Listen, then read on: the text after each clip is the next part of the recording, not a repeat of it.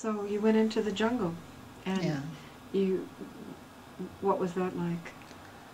We went to the jungle, immediately we became slaves. You became slaves? How was that? We were forced to do whatever they want us to do. And who was they? It's the Khmer Rouge soldiers. Oh, so they were in the jungle as well. Yeah. So weren't you fleeing the Khmer Rouge?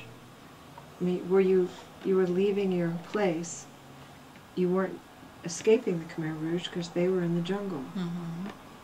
Yeah. We were walking. We were in the city, and then the Khmer Rouge came in, and then people that live on the north side, you go to the north direction. People that were living on the south side, and then we had to walk to the south side. And then you just have to continue to go. They would not let you stop. And then we just keep walking, and we go deeper and deeper to the jungle.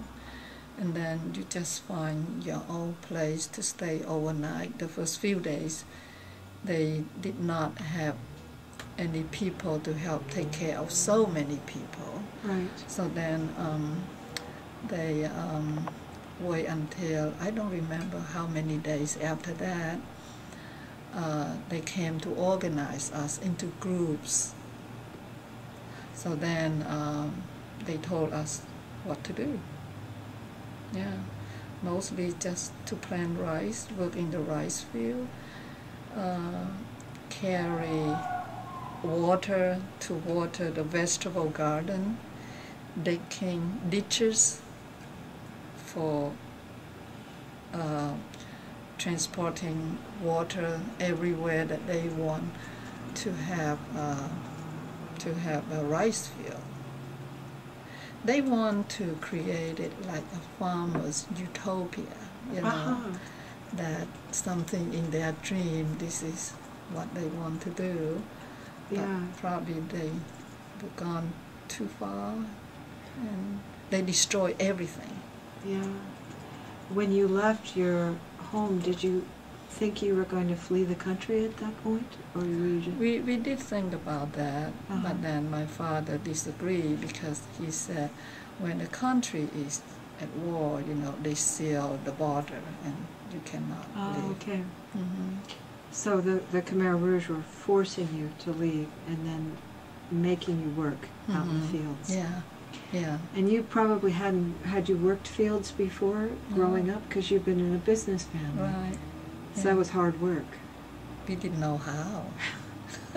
Simply didn't know how.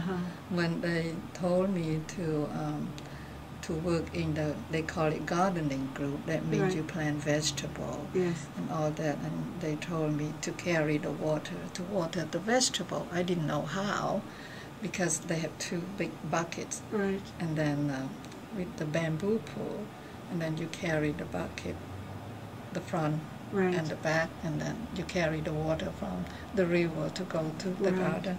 I didn't know how, so I asked them, can I carry it by hands? And then first they say, oh, you can do that, but it would not be easy because by hand is too heavy for you. So then they slowly trained me to do it, and so I learned from this big of the bucket, get bigger when you know how. Yes. Get bigger and bigger. Wow. Yeah, it was coolie labor. Yeah. We walked barefooted from the river to the garden under the sun that's about 95 degrees every day. I carry water on my shoulder like over 100 times back and forth from the river to the vegetable garden every day. Yeah. Yeah. How long did this continue? 4 years. 4 years?